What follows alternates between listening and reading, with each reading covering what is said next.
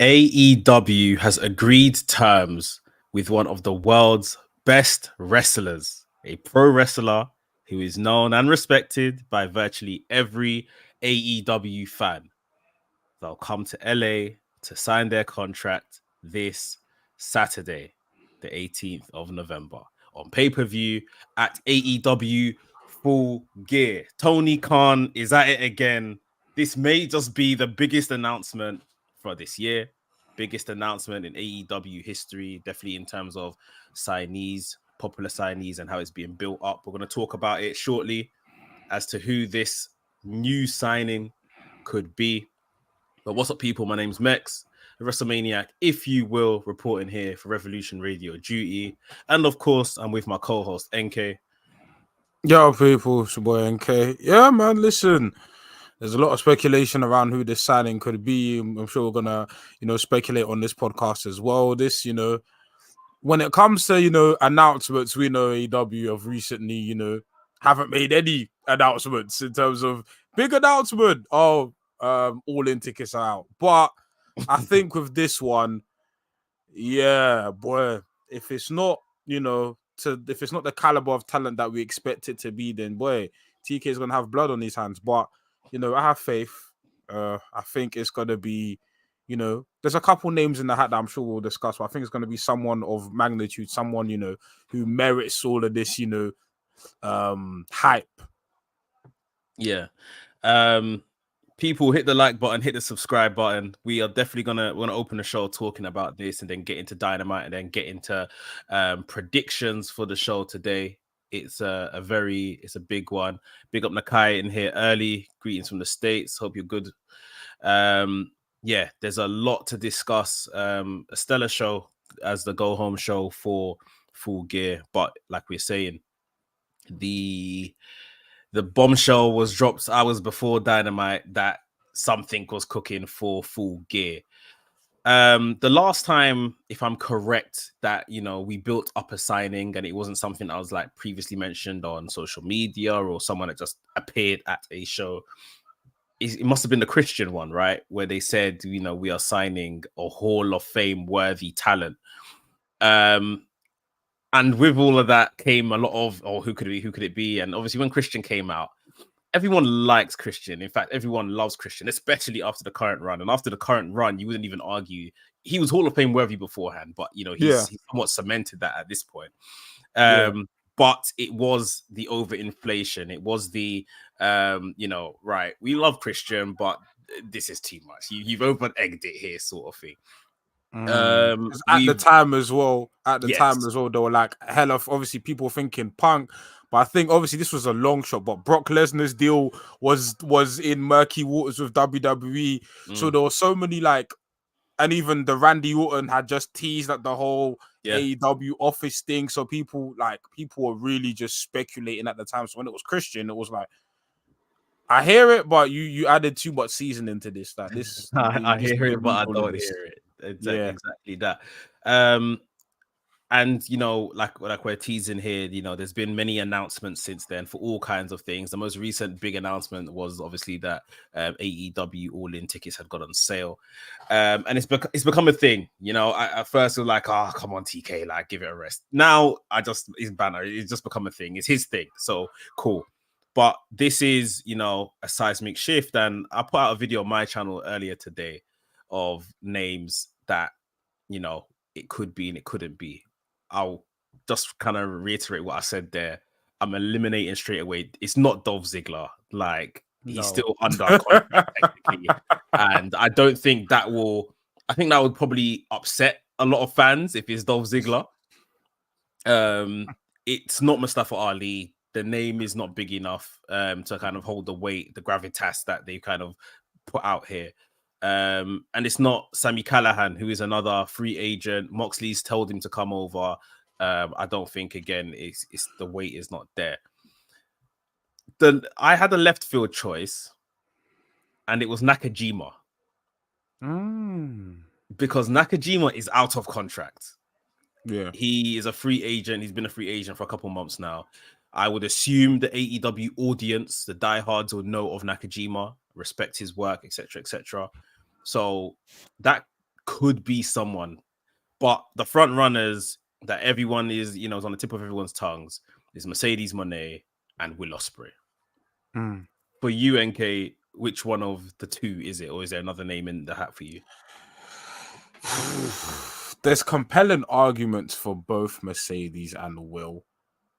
Obviously Mercedes in the Kia Forum in LA. I remember there was a podcast clip where she was saying, "Oh yeah, Full Gear is gonna be in LA." Like, I wonder if I'll be at the show. Like, and I was like, okay. And then we've already seen her on camera. And I think it's very safe to say that Mercedes will be appearing on AEW TV at some point. They didn't just show her at All In for no reason. You know what I'm saying? Like, she was in attendance for a reason. And obviously she's a name, like, when you talk about like the biggest wrestlers, forget like gender, forget male or female, like Mercedes is up there. Do you know what I'm saying? Like, she's one of the 4 horsewomen, one of the most touted wrestlers in the world, and obviously has the in-ring talent to back it up. And then there's the guy who, is the bidding war of 2023. I am Jeff might have the bidding war of 2024, but there's the bidding war of Will Ospreay. And I think everyone thinks that Will Ospreay going to AEW is the safe bet. It's not impossible that he goes to WWE, but I think people would be shocked and people would start asking, okay, what happened with AEW if he was to ever end up in WWE? And so that's the name that people are talking. And I think even in the tweet said, "Oh, this talent will be fully contracted in 2024." I think, or was the talent? Yeah. Let me see. Correct me if I'm wrong on that one. The tweet said, no, it didn't mention anything about a date. So AEW's agreed to terms with one of the world's best wrestlers, a pro who is known and respected by virtually every AEW fan. They'll come to LA to sign their contract this Saturday. See you tonight on Dynamite. Okay, that's fair. That's fine. I thought, I must have misread something then. But okay, if it is Will Ospreay, then they've got the biggest free agent in wrestling on their doorstep, and immediately, if it is Will Ospreay, I'm thinking they immediately putting him in a Continental Classic. I think that's the move they're gonna do if it is Will. But anything short of those two, Nakajima is a very good shout. But Nakajima is almost someone where I would rather just have him appear. Just have Nakajima appear and have the fans go wild, because while he is known, like, he did wrestle for Noah, and already there's a section of AEW fans who aren't familiar with all the New Japan talent that are here. Noah, respectfully, is even less in the public eye amongst all wrestling fans. Do you know what I'm saying? So I think Nakajima would be, talent-wise, would be a great shout, but he's not someone I would make a tweet about like that per se. So I think the main 2 picks are Mercedes. I'm leaning towards Will at the moment.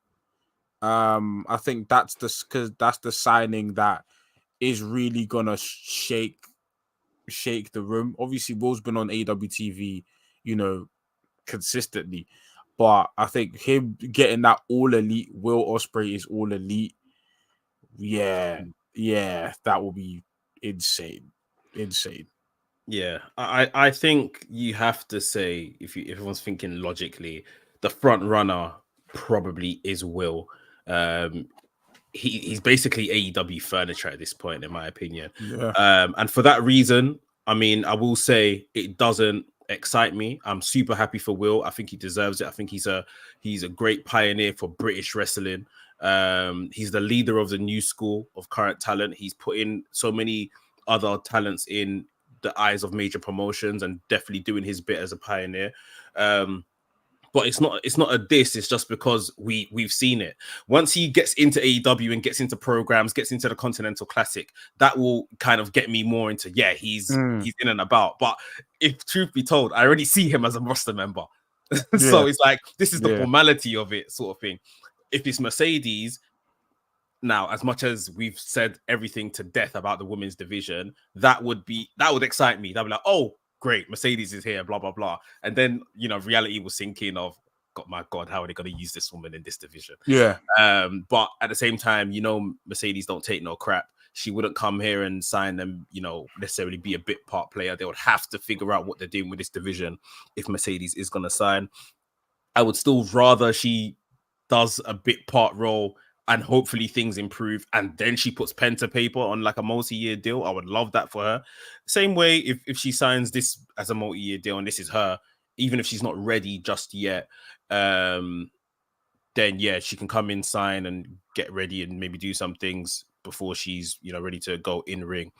But yeah, like you say, Will is the he's probably the better option. It's a, for a pro wrestling move, this is better for Will than WWE will probably ever be. WWE for me, if for Will to go, it's just for that, like I say, big stage, last massive payday, and that could still happen post an AEW career. So yeah, this is the better move for him right now. Gives him the flexibility, leeway to still touch Indies, touch England, Japan if he wants to. Yeah, I'm just Yeah. go on. Sorry.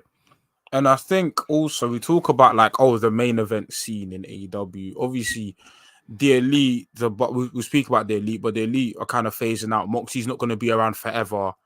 You know, then you're gonna have, you know, a crop of guys now. Just imagine like the main event scene with Adam Cole, who's in his very much early 30s.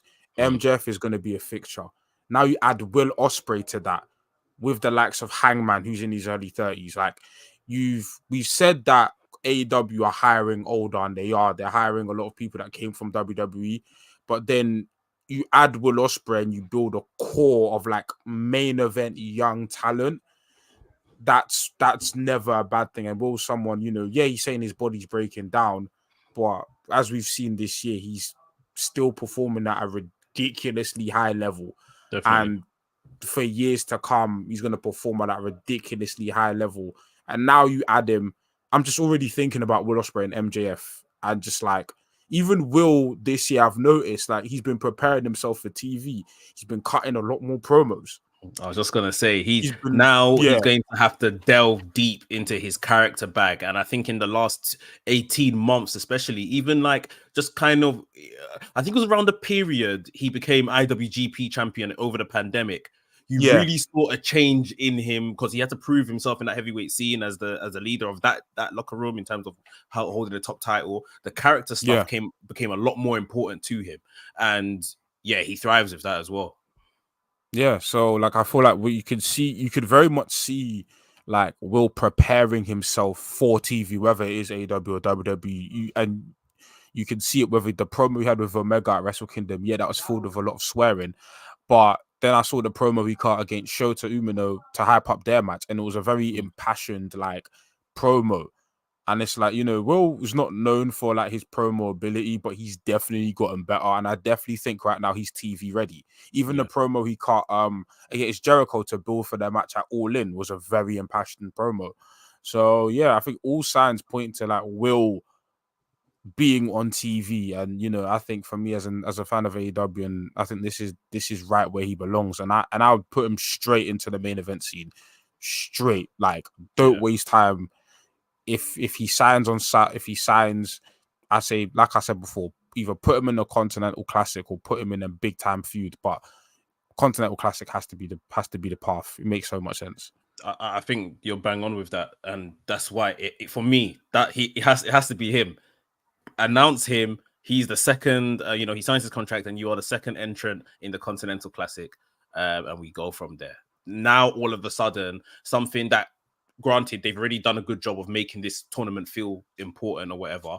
Like, you've now put a brand new signing of this caliber straight into this tournament as well. Cool. Give me the rest of the names. I'm ready for this now. Like, and you're looking Yeah. forward to it. So, yeah. The last thing I think I'll say on this, especially if this is going to turn out to be Will, I love the aggressiveness of this by TK.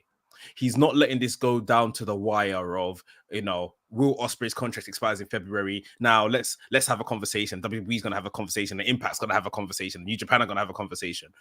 This is aggressive business. Like, whether he's gone, to New Japan on the sly and be like, okay, at least in the face of everyone, let's do like a pre-contract. This is a pre-contract. Obviously, we know he might still be in New Japan. He's got Wrestle Kingdom and everything coming up. Or maybe, I speculated that they may have bought him out of his contract with, months left. There'll still be a lot of money there, but it's not like TK ain't got bread. Like he's got money. Either way, if this is pre-contract or they're buying him out, if this is Will, of course, I love just the aggressiveness of, this is my guy, this is who I'm going in for, and I'm going to make sure I get him, sort of thing. WWE aren't going to have a chance to speak to him. Like, I'm doing this now, nice and early. And of course, AEW having a relationship with New Japan, so that makes that a bit more easy. But if this is New Japan, I think it's big ratings to TK for just going out there, making sure he's put pen to paper for this guy. He signed him to a good deal, and of course it's going to be great business for AEW. Yeah, for sure. Just even to say that, I think TK has to be aggressive, because this, like, he's rolled out the red carpet for Will, as we've seen over the past couple of years, and he's obviously, Will Ospreay has put work in himself, like, just in terms of the match he has. But I remember a lot of people's first exposure to Will Ospreay was that match with Orange Cassidy. Like, in terms of, I know that was a lot of people's first exposure to Will on American TV, and so TK has essentially contributed to boosting his profile.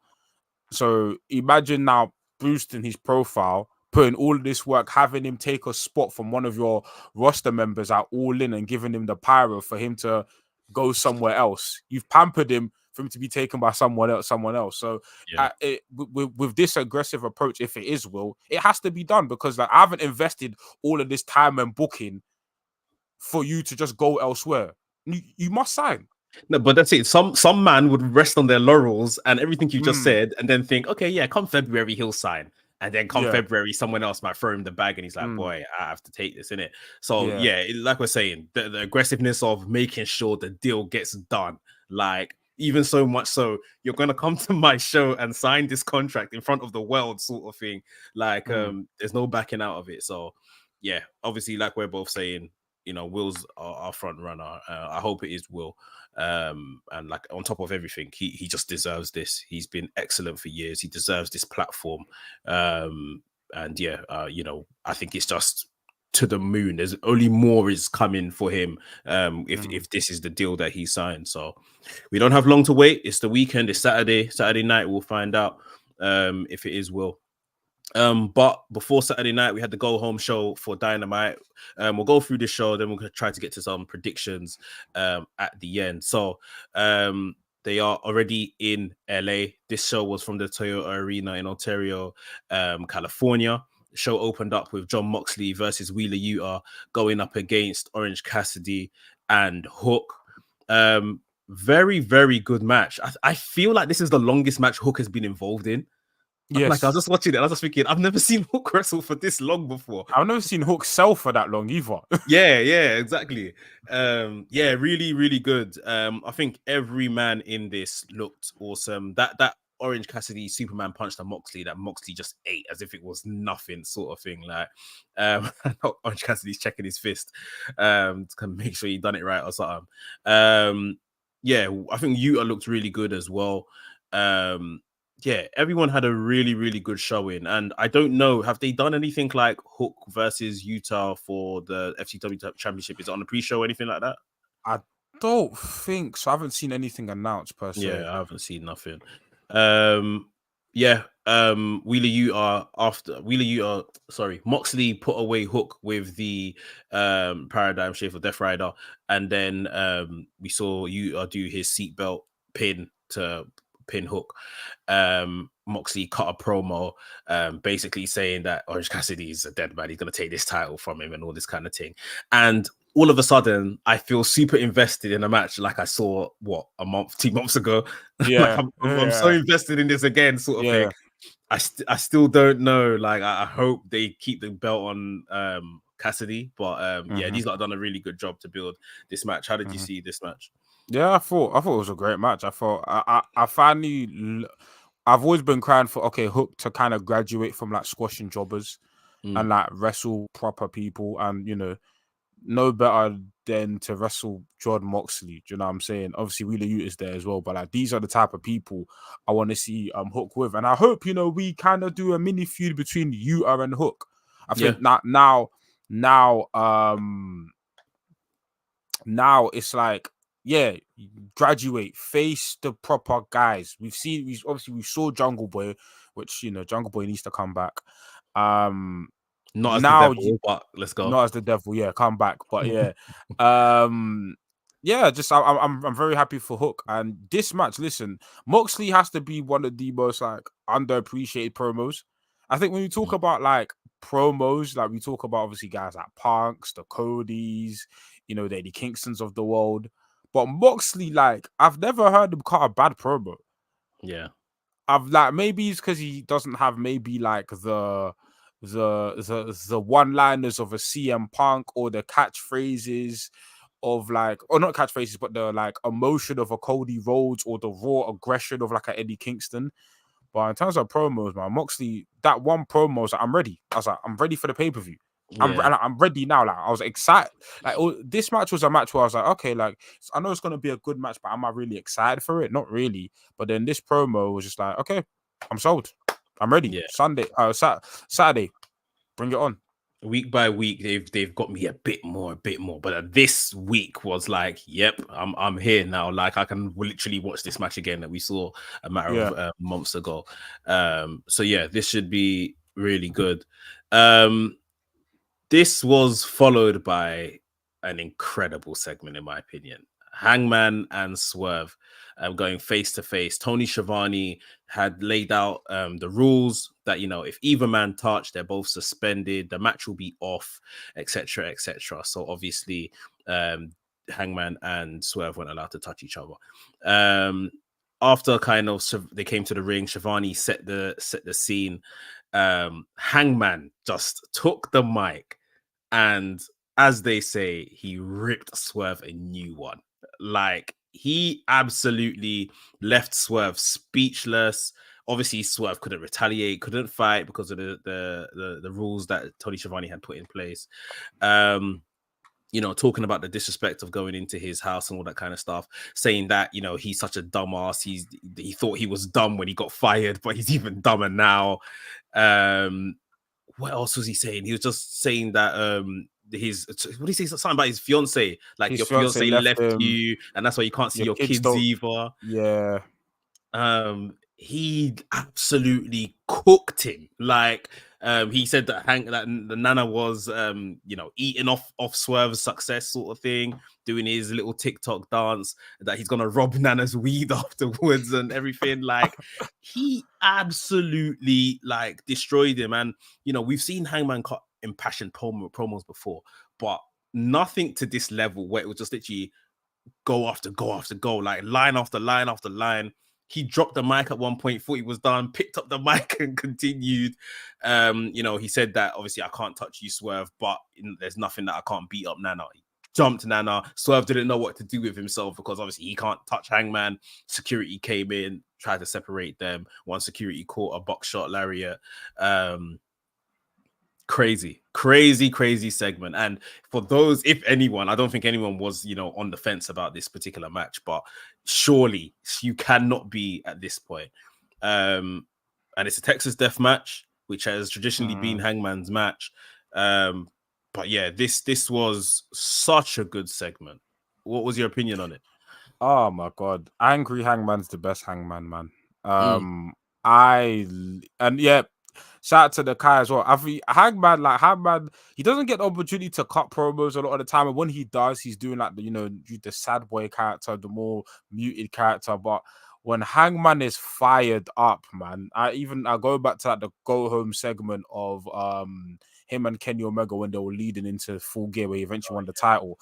I remember that go home segment. He was passionate. I will show you, cowboy. And I was like, this is Hangman. And this is why, like, for me, he's the heart and soul of AEW. Like, I know MJF's a babyface right now, but when I think of like the top babyface in the company, it is Hangman Page. And Yeah, Honestly, I think this has been like the best feud building to Full Gear. I think this has been like the best feud. I've enjoyed parts of this feud. Obviously, I got onto the home invasion part a little bit, but I guess the benefit of doing the home invasion is to facilitate a babyface doing this because you invaded my home. You went low, so I'm gonna go low with you in it. Yeah. You know what? I think normally, like I would say, so Texas Deathmatch is a foregone conclusion that Hangman's winning, but because of just how Hangman cooked Swerve in this, I'm like, hey, I can't. Like, you need to get a win back. Yeah. You need to get a win back or something Yeah. because I can't lie. Hangman, hey, Hangman, I Literally can't last week, lie. was it on Collision this past week when they announced it was a Texas death match? Yeah, Hangman did, and I literally said, boy, I saw Hangman choke Moxley with a chain, and Moxley is like, the most violent Don in yeah, AEW. Like, and he tapped out because he thought his life was in danger. I was like, Swerve doesn't have a chance. But after this week, now, he's rattled that cage. And to be fair, we have seen Swerve in his, whether it's AEW or elsewhere. Like, I know in Lucha Underground, he had some crazy matches as Killshot. And we've seen Swerve in these kind of situations where he has to go violent. Even on AEW TV, like I said, he's shown little bits of extreme violence. So he's got to, raise the game to come to the dance with Hangman when it comes to Texas Deathmatch. I think these lot could pretty much steal the match of the night with what we may get, and especially how the fever pitch of where we are with this feud. They've done a great job since Wrestle Dream to keep us invested and really build to this moment. So yeah, kudos to both men. It's like you're saying, one of the better stories or the best built story going into the pay-per-view. Following this, we had something on the other end of the spectrum, Roderick Strong and the Kingdom. They rolled into the back, and Roderick Strong said he was going to call Adam Cole. He called Adam Cole. They threw up on the TV. Adam, I know who the devil is. It's MJF. Adam Cole didn't listen, didn't really buy into anything, and just hung up on him. This was a segment. And I just thought, this hasn't forwarded anything. Like, what does this contribute to? Roderick Strong, Roderick Strong used to be a wrestler, bro. It's He still is. He had a great match the other day. I know, but do you know what? This feels. This is something. This is Vince McMahon comedy. Yep. This is what Vince would do. Like, if when I was watching NXT Black and Gold and obviously you were speculating, these guys are gonna go main roster. This is exactly, if I described this, if I had a time machine and described Adam Cole's character today, I'm like, he's wrestling on SmackDown. Swear. Because there's no point to it anymore. At first, I was a fan of the whiny character because I thought it was bored into a storyline. Storyline didn't go in the direction I wanted it to, or I thought it was going to fine.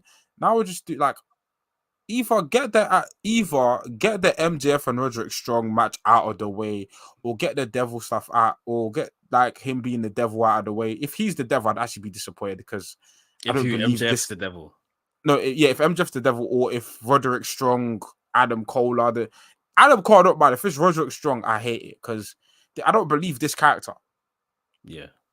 I don't believe this character. I just want to be done with this. I just want to be done with this. Leave it alone. Even with the devil stuff, we mentioned it on the podcast that's coming out tomorrow on WRESTHINGS. And I think we mentioned this last week. They have to still get, if it's going to be revealed as Adam Cole, they need to still build this to a level of, oh my God, it's Adam Cole. Like, it can't just be Adam Cole from where we are right now with Adam Cole and MJF. Yeah. You see what I mean?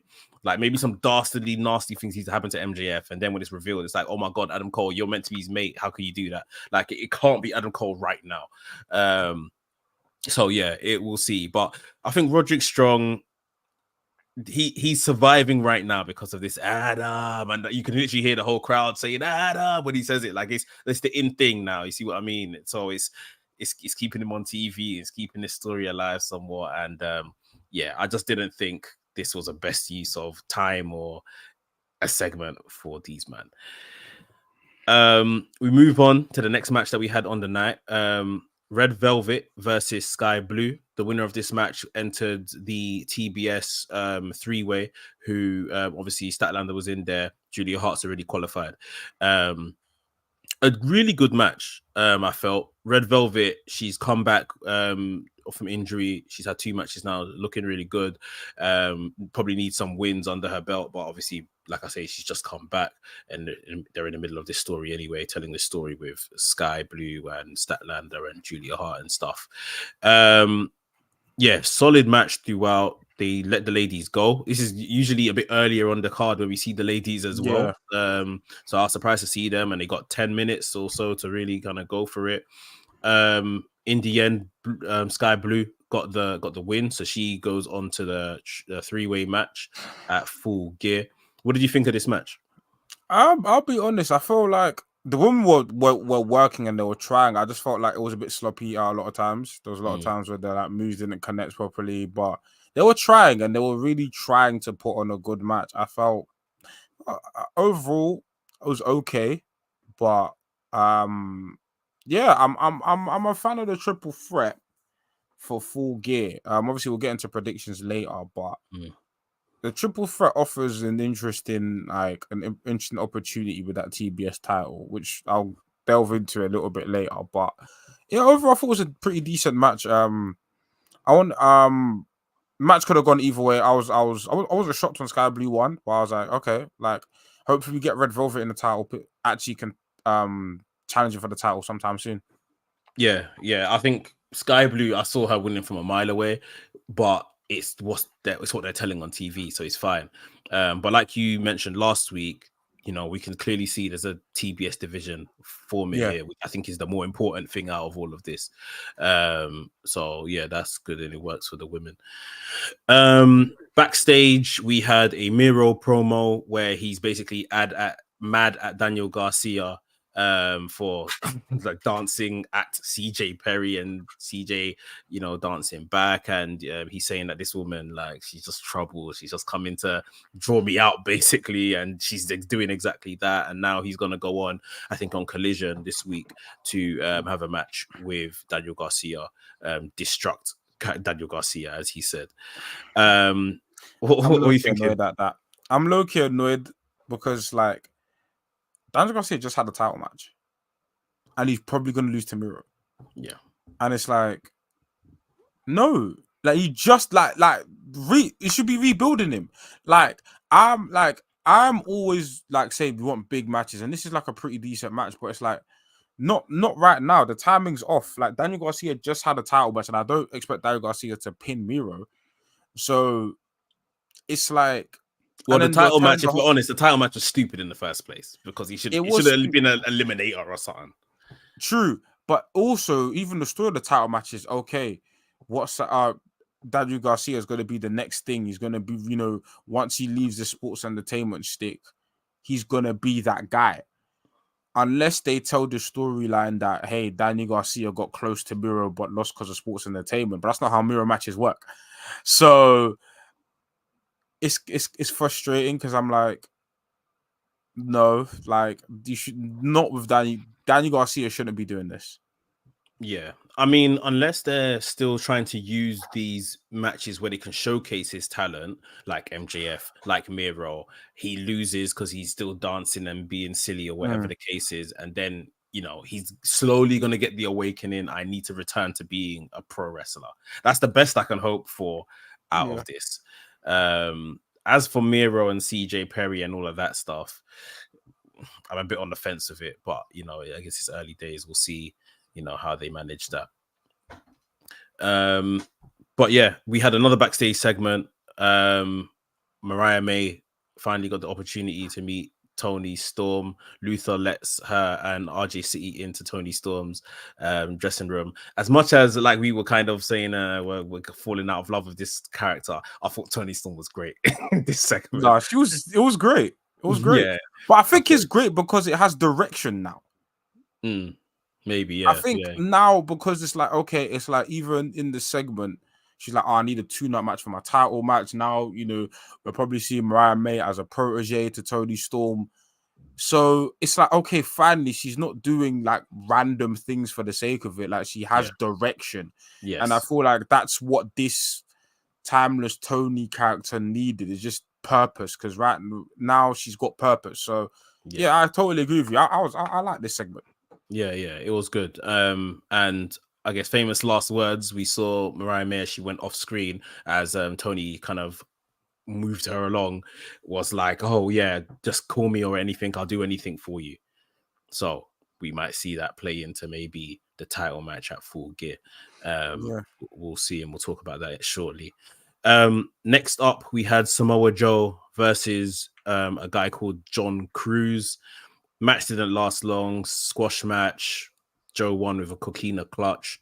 Joe is still offering his friendship to MJF and saying, you know, you need someone as a partner going into the tag team match on the pre-show against the Guns, defending the Ring of Honor titles, because obviously Joe's still trying to work his way into the actual AEW world title picture or a match with MJF.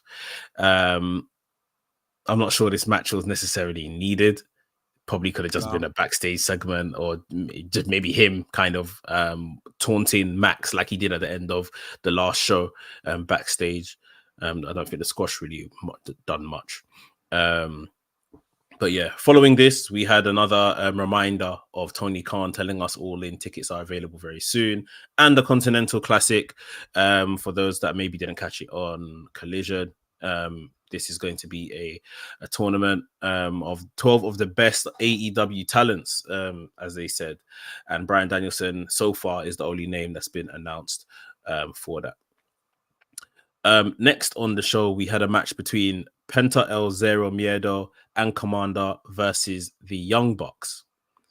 Good to see the Young Bucks on Dynamite, which sounds crazy. They just don't seem to book themselves for these shows.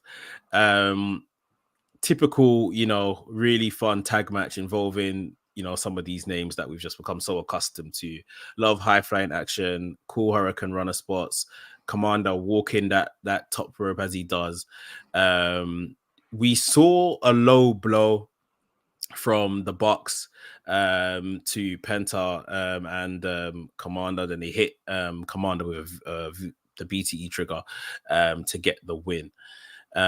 So tapping into their heel bag, Matt Jackson cut a promo afterwards saying that, you know, they're sick of being the good guys or whatever the case is. They do their best work cheating. That's when Kenny Omega came in and saying like, what are you man doing, sort of thing. They're like, you know, that we do our best work cheating and all that kind of stuff. Jericho came to pull Kenny Omega away. They said that the heat was with Jericho and not so much with Kenny Omega.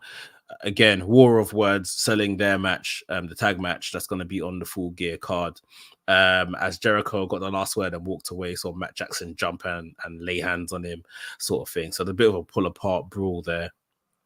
But yeah, NK, what did you think of this match and then this subsequent segment leading to what we're going to get on Full Gear? This is why the Young Bucks need to wrestle, because I was like, this feels like 2019 again. Young Bucks versus it wasn't the Lucha Bros, but Young Bucks doing what Young Bucks do, cheating, getting in some offense against Lucha Libres. I mean, I think every time I see the Young Bucks versus like either Penta and a Luchador, they always find a new variation on how to do a Canadian Destroyer. The Canadian Destroyer I saw was wild. Yeah. That one was wild. But great match, you know, great TV match. And yeah, like I feel the Young Bucks have kind of needed something, and maybe it's a thing where they are better off as heels. Because I don't think babyface suits them. It just doesn't. They're better off as babyface only works when Kenny Omega's attached to them. Yes, Yeah. yeah. And I think the match at Full Gear will be a great match. I just, going forward, I want to see, maybe obviously the Bucks got that title shot whenever they want. Just kind of just be a fixture in AEW again. And obviously, like, we'll get to what Kenny Omega did, but it's like somebody put out a tweet where I think it was Hangman, where he said the elite might be better apart than they are together. Because when they're apart doing their own thing, it's like the company's fine. But when they're all like together, like their segments will cook, but Yeah. then the rest of the card, the rest of the card is a bit, Suffers. Yeah. yeah. So Yeah, but that's a yeah, good this was point. fun. This was fun. That's a good point. Following this, we had another squash match. The Guns from Bullet Club Gold went up against Peter Avalon, and I don't know who the other Donny was. I missed That's his it, name in case Peter Avalon. yeah, that's one from the flipping archives. Yeah. They beat Wow, this I'm shocked team he's there. in like 30 seconds. Word. And yeah, I think they cut a promo basically saying this was 2-on-2 and we won in 30 seconds. MJF, what are you going to do on your own? You're going to lose the Ring of Honor tag team championships. So a little tune-up match for them, man. We saw a video package of Wardlow training hard. Wardlow looks like he's slimmed down a bit. Yeah. And he's saying that, he's coming after the devil. He's going to make the devil his bitch and stuff like that. So despite not obviously being on TV right now in the midst of, MJF's direct feud, he's still kind of cooking away that he's coming after MJF. How are you seeing this little mini build or rebuild, should I say, of Wardlow? It's interesting. It's definitely interesting. I'm not again. Like at first, I remember when Wardlow came back, I was like, "Ugh, Wardlow, what are we gonna do again?" But I'm like, you know what? Like I wouldn't say I can't say it's good yet because nothing has truly happened, but I'm intrigued. Yeah. And I would say, would you throw him in the Continental Classic? I know they advertised it as like 12 of AW's best wrestlers, but even with the G1, we always know there's like filler. Yeah. We always know it's not gonna be 12 just. And But I wouldn't the even say G1 Wardlow's is filler. not advertised as the best of the best, though. And they But it's put that catchphrase yeah. in there, so it's Mm. it's only so that they don't catch heat. You see what I mean? Like some people have Yeah. said, "Oh, put Powerhouse Hobbs in there." Now, I'm Mm. sure, respectfully, I can think of 12 better wrestlers, or at least 12 wrestlers I'd rather see in it than Yeah. Powerhouse Hobbs. So Yeah. Yeah, I don't know. I'd say for storyline purposes, obviously Woodlow we know is not one of the best, but he's someone where it's like, okay, for storyline purposes, throw him in the Continental Classic. And throw him in like an interesting bracket where you can face off against a couple guys. But then the only problem with that is that do you have him lose? do you know the other problem? Yeah. And just to touch on this quickly, there's no stakes for this. What do you win? You win the Continental Classic at World's End. Then what? I think you get a title shot, no? They never said that. They should. That's what it should be, like a number one contender for maybe Revolution. But they never said it. They've never said anything like that. True. Mate, I thought they would have got a title shot, but never mind. It hasn't. So, if that was the case, then 100% for storyline purposes, I say Wardlow goes in. That's 100%. Put him in. Yeah. But right now, where it's just like, if this is just going to crown, just going to be a tournament or crown someone as, a little trinket to have, like the Dynamite ring, then it's like, I don't know if he needs to be in it per se. Yeah, no, yeah, but I'm sure like the winner will get a title shot at some point. The way they're hyping it up, obviously, it's not like it might not be the next pay-per-view, but it should be. But yeah, I don't know. Maybe the winner can demand a pay-per-view because I've won this. Yeah. Give me a title shot. Then cool, but it just hasn't been said. Yeah. But yeah, I think it's like you're saying, it's interesting how they're building up Wardlow. He looks the part at least. Like I say, he looks more trim. He looks more aggressive. He's behaving more aggressive. And that's all he ever needed to be. The TNT stuff spoiled him so badly that, this is, he's taken so much time away. And it's on a rebuild course, but it's just a funny one because when he faces MJF, surely he's only going to lose anyway. And then where does that put him again? So Yeah, it's a it's dangerous tricky. one. Unless like we speculated before that World's End is like a multi-man match Yeah, where you can like maybe fatal four-way, and then he doesn't have to eat the pin. yeah, he don't have to First, be involved in the finish. yeah. Yeah, that could be a way around. The last match on the card, I guess the main event match, it was the Don Callis family and Brian Cage versus Chris Jericho, Kenny Omega, Kota Ibushi, who is now officially All Elite, and Paul White. NK, what did you think of this match? And chaotic, good and bad at points. It's a weird match. It's very weird. Like there were times in the match where I was like, okay, this is actually good, and there were times in the match where I'm like, oh my god, this is bad. Yeah, And I would say I was never bored. I yeah, was never bored.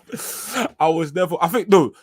Towards the end of the match, the ending like last maybe 5-10 minutes were good. Hmm. Paul White, ooh, that was painful. That was painful. I cringed. I literally like that was painful. Like not even the spot, just him walking, the punches he was throwing. I'm like, this guy's immobile. Yeah. Like Ibushi didn't look good either, but Paul White looked worse. Like Paul White looking so bad, maybe like not forgive Ibushi, but like, okay, you're not the worst person in this match. Yeah, he didn't look so bad. Yeah, Ibushi being All Elite, yeah, I get it. Listen, that's definitely, Kenny's my brethren, cool. I'm gonna break off some. I'm said it. I don't want to see him wrestle anymore. I don't. Yeah, I don't want to see him wrestle anymore. Like it's done. I there's nothing Ibushi can offer me in 2023. I just don't. Even these multi-man matches, they're not enough to hide it from me. Yeah. Like they're not enough to hide it from me. I can't lie. On Team Omega, it was really like Chris Jericho was there, but it was really like Omega and Jericho carry job. Yeah, it really was. And it was Omega and Jericho carry job. And they did their part. They did well. And I can't lie, this match made me very interested in an Omega versus Brian Cage match at some point. Yeah, that could be just fun. seeing them two interact, but this match was mixed, man. I can't call it horrible because there were some great moments in there, but then I can't call it great or like even like good because it's like Paul White and Ibushi. This match was mixed for me. It's like I don't like the finish. I like the finish, and that's kind of what your lasting impression of the match. So yeah, it was a weird one. It was a weird one. Yeah, I think that the spot with Paul White, like when Hobbs picked him up on top of this wooden thing they're standing on, like right, and he like when he picked him up, I was thinking, right, the best way for someone Hobbs' size, even as Hobbs is a big guy, to carry anyone like Big Show size, Paul White size, is in a fireman's carry. Because generally speaking, and for anyone that didn't know, if you're ever, God forbid, in a fire or anything like that, the easiest way to pick up anyone, that even if they're heavier than you, is in a fireman carry position, on your shoulders, over your shoulders. I thought that's what he can do and do like a Death Valley driver kind of action onto the car. Would have been easy. He picked him up sideways, like on his chest, and immediately took a step back to adjust himself. And I said, oh my God, this is going to end in disaster. And then when he flipped him, it's like he didn't land fully like on the car. Like his shoulder, his head nearly clipped a bit or something. I remember that was a bump. That was a bad bump. And I'm thinking, this is a guy that has a bad hip, right? Why has he opted to take this bump? Like, this can't help him in any way. Like, this is madness. Like, bro, like it was very, very dangerous. I hope he's all right. Takeshita for me was one of the MVPs of this match. I thought Takeshita was really, really good, very fun throughout in his bits backstage or in the concourse area, in the ring as well. The bicycle spots with Ibushi and stuff were really cool. But then, yeah, like you said, the finish was really good. Kenny Omega puts away Brian Cage and a one-winged angel. And yeah, Kenny Omega, Jericho versus the Young Bucks. That's the tag team match at Full Gear. So they get a win over the Don Callis family here. I will see where that goes in regards to this feud with the Don Callis family anyway. But yeah, last but not least, we had MJF coming out, and MJF was again putting over the fact that he should be really, if he's true to himself, finding a way to squirm out of the current situation. Obviously the championships and everything like that, but he's gonna go alone. He's gonna retain the tag team belt. He's gonna retain his world title. He had a word to the devil, cussing the devil, saying, obviously you're a marked man, basically. Stop attacking the people that are closest to me. We saw Bullet Club Gold come out, but Jay White came out first. Jay White had some words to say back to him in regards to the championship, and effectively Bullet Club Gold came out of the stands. They all jumped MJF, leaving Bullet Club Gold standing. And that is it heading into the pay-per-view. What did you think of that last segment to sell the world title match? I thought it was good. I feel like the peak of the build, if the build peaked high. And I would say this. I don't mean this as like, I'm done with MJF or so on and so forth. But I think I'm coming to the point of his title reign where I'm low key, not soon, but I'm low key comfortable with him losing the title now. I've come to that point in the feud where it's like, okay, like, cool. He's probably got a few more title defenses in him, but if he was to lose the title within the next couple months, I think it's time. I just think the feud, I think his character's kind of like not peaked, but it's reached its natural conclusion. And like, what a journey it's been. He started off this title reign as like the top heel of the company, has ended it as one of like the top baby faces of the company. So this isn't to say, the feud's been bad. Like, his title reign, I'm sure we could all say it's been great overall. I just think, I don't know. I don't know if there's any other gear he can kick it to. He's the longest reigning AEW champion. He beat Kenny Omega. You know what I'm saying? I'm sure if Adam Cole was still around, we'd be doing other things, but he's not. So, and even this devil stuff, if it does turn out to be Adam Cole, that's something, unless Adam Cole takes the title off him, that's something that could lead into a more personal feud. So, I just think we've kind of like not reached a conclusion, but we're at the point where, okay, we're going to start, I think we should start winding down on this title reign.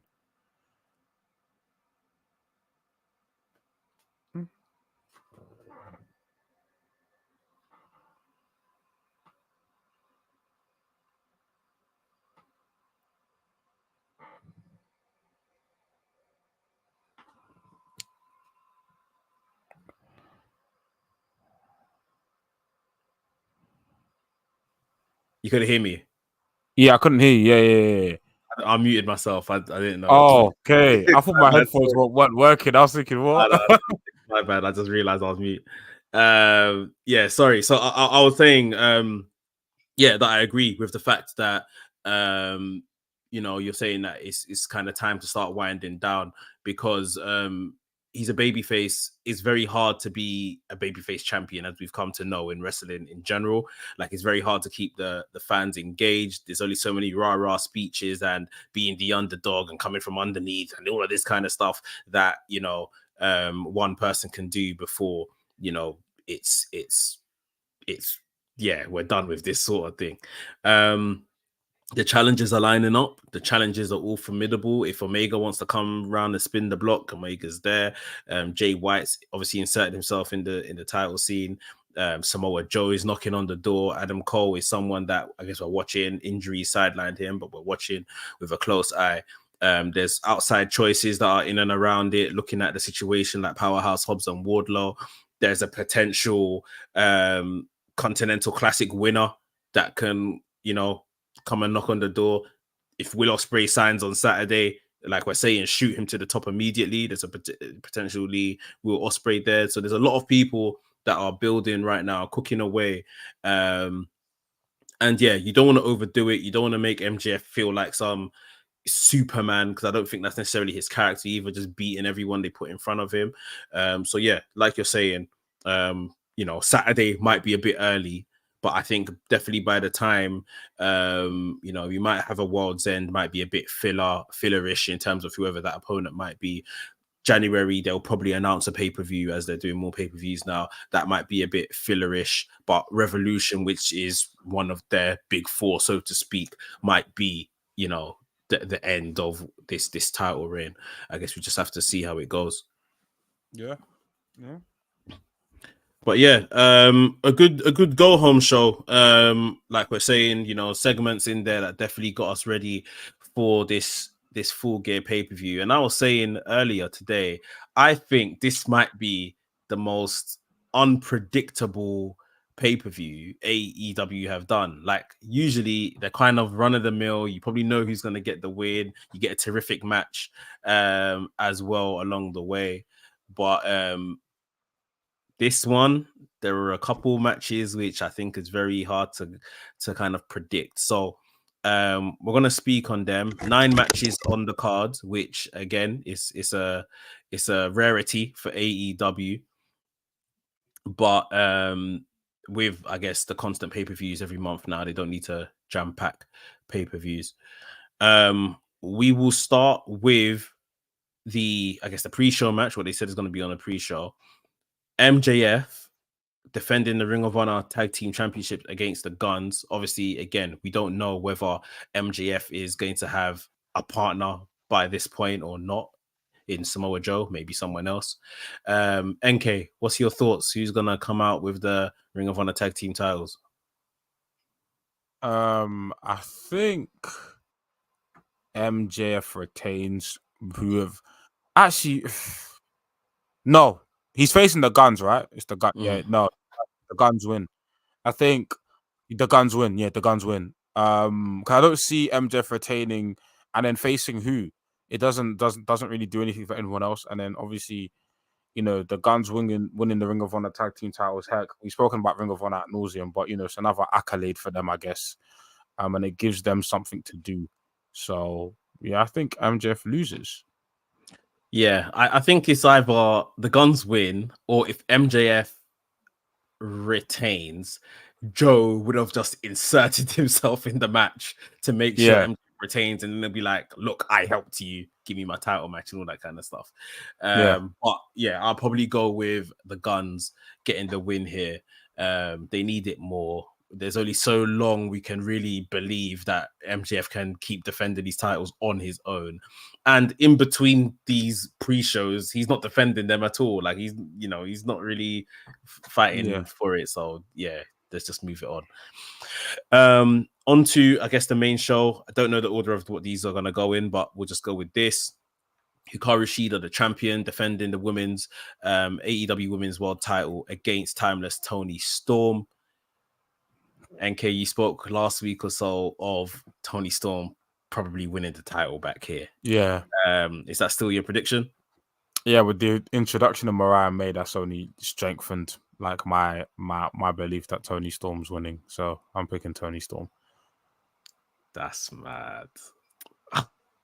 Like, this is, I completely hear what you're saying, but it's like head and heart. Like, I want Shida to retain, but like I said, you're totally making sense. For now, I'm gonna go with Shida to retain. And then maybe they'll spin the block and do the match again, and that's when Tony wins. Mm-hmm. We got a 6-man tag match: Sting, Darby Allin, and Adam Copeland, with Ric Flair in their corner, going up against Christian Cage, Luchasaurus, and Nick Wayne. I'm gonna go with the Sting team win. Sting, Darby Allin, and Adam Copeland. We might see Ric Flair play into the finish, dirtiest player in the game or whatever. But we're on a Sting retirement tour. They're the baby faces. Adam Copeland, a big win on pay-per-view as well. I think that just makes sense for me. Yeah, Nick Wayne's eating that pin. Yeah, Nick Wayne's eating that pin. I think Sting, Adam Copeland, and Darby. Yeah. Cool. Let's talk about the AEW International Championship. Orange Cassidy defending against John Moxley. Like I say, we saw this match a matter of months ago when John Moxley absolutely destroyed Cassidy and took the title from him to end his first reign, that great first reign. Cassidy has spun the block. He's champion again, and they're running it back. Who's your prediction? Who do you think's walking out as champion? This is tough. I'm going for Orange Cassidy, and I think this is maybe my heart, but I think the way they've told this story in terms of that Orange Cassidy, I want my get back. Like Orange Cassidy wants his get back. And obviously, they got here through unfortunate circumstances, but I think it's time now, like, for Orange Cassidy to get his win back. And I do think whoever loses this match, or in fact, one of these people will be featured in the Continental Classic, if not both of them. Yeah, 100. So whether it's the winner or the loser, I don't know how we arrived there, but either one of these two, or even both of them could be in separate blocks. But I'm picking Orange Cassidy for now because I think with the story they've told, I think Orange Cassidy, as the babyface, deserves his get back. Yeah, I'm gonna go with Orange Cassidy. I would like to think that these guys do the right thing and don't just hot shot the title back to Moxley. Even if Orange Cassidy again defends here, but then later on down the line, Moxley picks it up again and then they get back. I think we need to give, Cassidy his chance to get his pound of flesh on Moxley. And for me, it might just be me and my blood hungry self. I need to see something extreme that, is making, because what else is going to make Orange Cassidy come out as victor over Moxley? I think it has to be something extreme where Moxley is just dead out, whatever the case is, and he takes that pin. So I'm gonna go with Orange Cassidy as well. The match we spoke highly of, the Texas Death Match, Hangman Adam Page versus Swerve Strickland. I'm going to go with Swerve. I think Swerve, after last night's cooking, he definitely needs the win. This is non-disqualification with the stipulation, so we may see the whole mogul gang get involved and help. Someone said, I can't remember who it was now, on the Wrestling's podcast coming out tomorrow. Someone said, what if the mogul affiliates go back to Hangman's house and they've got the baby in hand? And it basically makes Hangman have to kind of choose, you see what I mean? Which, I mean, it tells, it's a dastardly story. I would still want a lot to have happened before that. I don't want that just to be a deciding factor in a flat match. But it's possible. They've already kind of introduced that as something within this feud. So yeah, but anyway, I'll go with Swerve. What's your thoughts? Nah, the baby stuff should be like, leave it alone. Like, I think that's overdoing it. I was not already a fan of the home invasion to begin with, but we got here fine. I'm willing to suspend my disbelief for that. Like at some point, when do we call child services? Like, what the hell? Like no, like this is let it be settled with two men in the ring and leave it in the ring. Just scrapping. I'm leaning towards Swerve just because I don't see, for example, let's say if it's one apiece, right? Let's say Hangman wins. I don't know how much you could escalate it after a Texas Death Match. That's it. How do we decide it? If the Texas Death Match wasn't now, then you could say Texas Death Match would be the finale, the third one.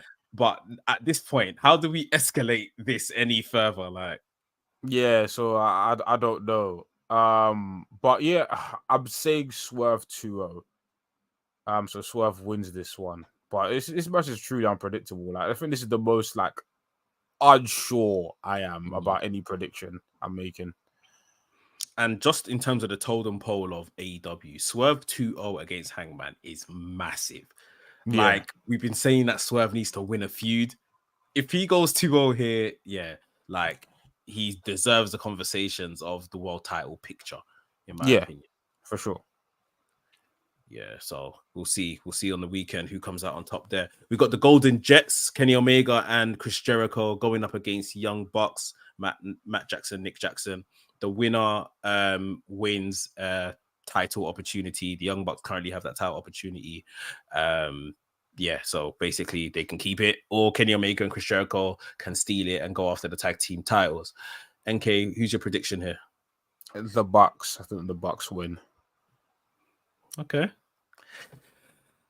I don't know. I kind of think Omega and Jericho win, and then they lose the opportunity, like they lose their match for the tag title.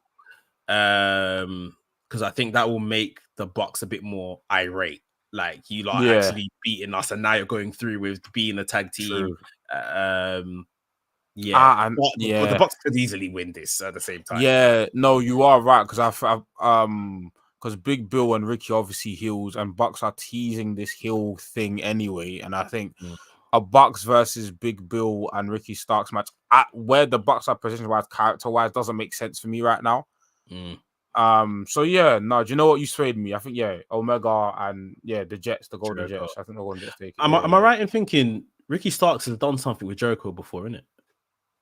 Like, was it just maybe earlier this year or late last year? No, I think it was last year. Yeah, they did feud. Yeah, they did feud. Yeah. Cool. Next up, 3-way match for the AEW TBS Championship. Chris Statlander, the champion, going up against Julia Hart and Sky Blue. NK, I've got one question. Is it time? A part of me says yes, but then the part of me is like, not in a triple threat. Okay. Do you know what? I think Statler, I was going to say, because in the beginning of the podcast, I was going to say maybe this Julia Hart's time. But you know what?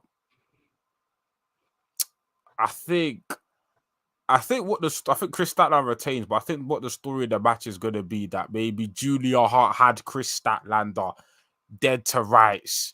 And then the third part, Sky Blue interferes, and then they get Julia Hart out of the ring, and then Chris Statler beats Sky Blue, and then we set up like their personal beef. Yeah, so or we set up like basically. I think if Julia Hart wins the title, I think she's going to pin Chris Statlander in a singles match, not in a triple threat. Yeah. But again, like I think obviously respect to Sky Blue. She's not really a factor in this conversation. I think the main two people are thinking of coming out with that title is Chris Statlander and Julia Hart. Yeah. I mean, this sounds a bit hokey and WWE-ish, but I was thinking, obviously, we know Sky Blue is, damaged right now. She doesn't know where her head's at. She's half zombie and half regular. Yeah. Is this a facade? Does she ultimately maybe not as far as lie down for Julia Hart to pin her, but maybe join forces with Julia Hart somewhat to help her win it? Like, could something like that happen as well? So it's like they've screwed Statlander out of it almost. Possibly.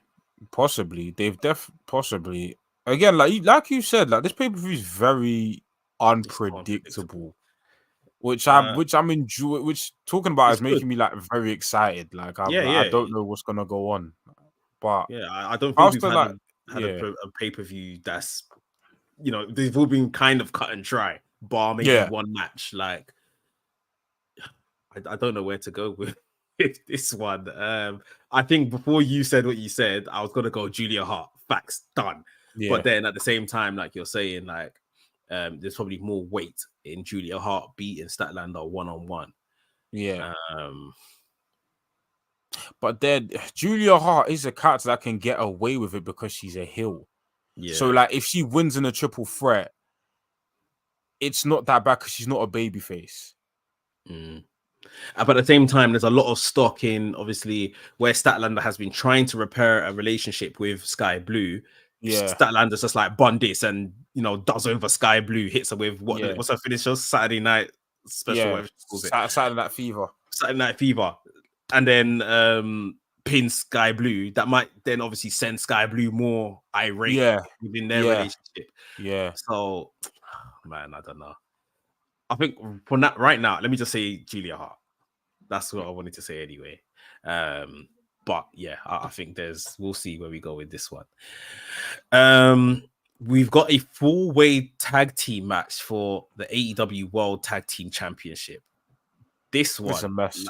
this, That's a mess. I literally said this on the podcast yesterday. Yeah, That's a like mess. the way they've got here, this is a mess. But this match looks mad, like in terms of who's Yeah. involved.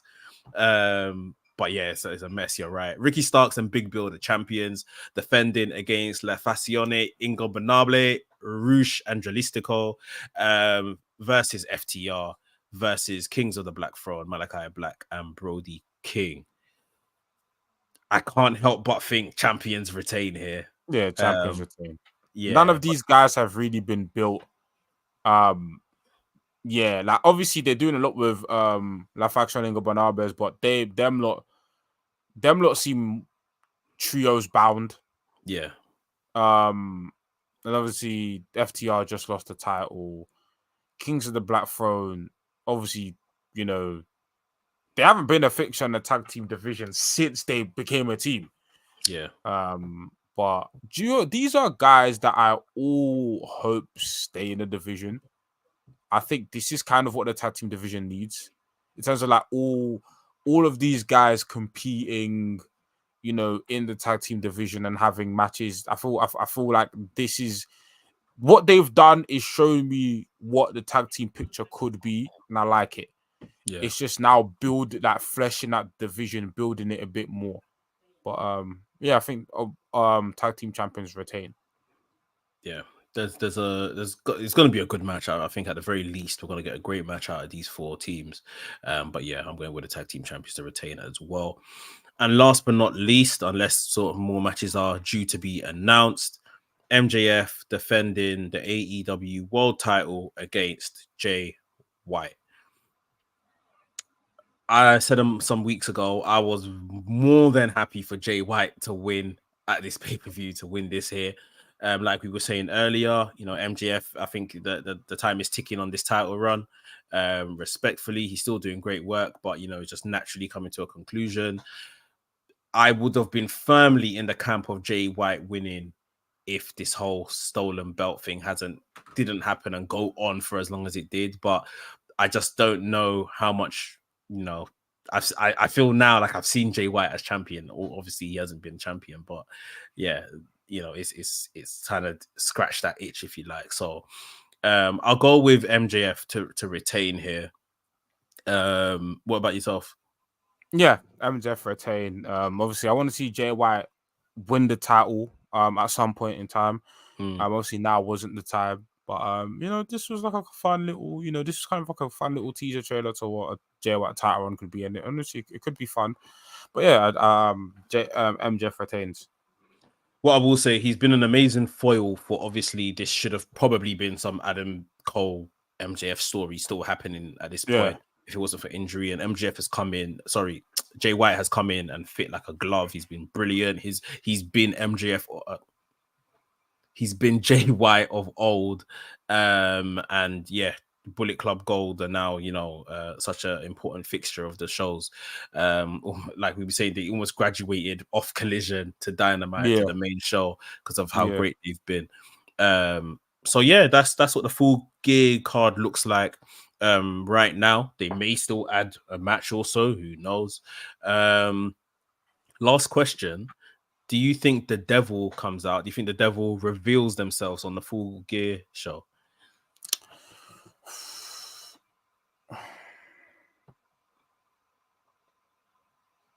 Yes. Okay. On I was gonna say no, an appearance, yes. Full on masking, I don't think we're there yet. I don't think but an appearance, and I think what I mean appearance, I think maybe we get devil figures in the ring, but I don't think none of them take off the mask. I think they graduate from backstage to in ring. I think we do get them in ring.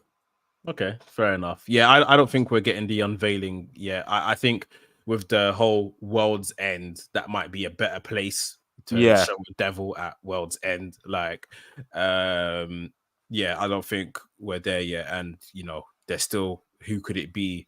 Like I'm saying, if it is Adam Cole, they probably still need to do some work to build up the real shock factor of Adam Cole unveiling. We'll see. that'll be the next mystery to solve once we know who's signing with AEW on Saturday, who the bloody devil is. But yeah, we'll see how it goes. Full Gear on Saturday. Looking forward to it. Obviously, we still spoken about the Go Home show and this big revelation of the new signee that's going to happen on the show. Am I right in saying there may be a live stream, watch along live stream? Yeah, there may be a live stream watch along. Yeah. So guys, since it's on a Saturday, you know, I thought, yeah, why not? why not? Yeah. So guys, if you do want to, watch along, drop your comments as we are tuned in watching AEW Full Gear. Make sure you join us. Other than that, any last words before the pay-per-view, NK? Man, I'm looking forward to it, man. I'm looking forward to it. Pay-per-view should be good. Thank God it's a pay-per-view on a Saturday. I've missed these. I've missed Saturday pay-per-views. Yeah, they started with them and then they moved away from it. They moved away from them. Yeah, I don't know why, but yeah, man. Look, go through the card. Obviously, predictions will naturally make you like more excited for the show, but this is a really good card. Like, I think this is one of the better cards. Like, AEW pay-per-views are always good, but visually on paper, like, there's not a bad match on this card. Yeah. There's gonna be a lot of good stuff. I'm looking forward to it, man. And even if the match is like, where we may say the TBS one, we'll look at how long we talked about. I think we talked about the TBS one in more than anything else, like just in terms of how intriguing of how it could finish. So they've done a good job coming into this pay-per-view. And there's going to be a lot of fallout following it as well. So cool. Hope you guys enjoyed the show. Please make sure you hit the like button, subscribe if you're new to Things. Like I say, there will more than likely be a watch along this Saturday night for AEW Full Gear. So make sure you tune in for that. And of course, Things podcast out tomorrow morning. We'll be back same time next week, talking all things Collision, Dynamite, and of course the fallout from this pay-per-view, AEW Full Gear. So we shall see you guys then. Take care. Peace.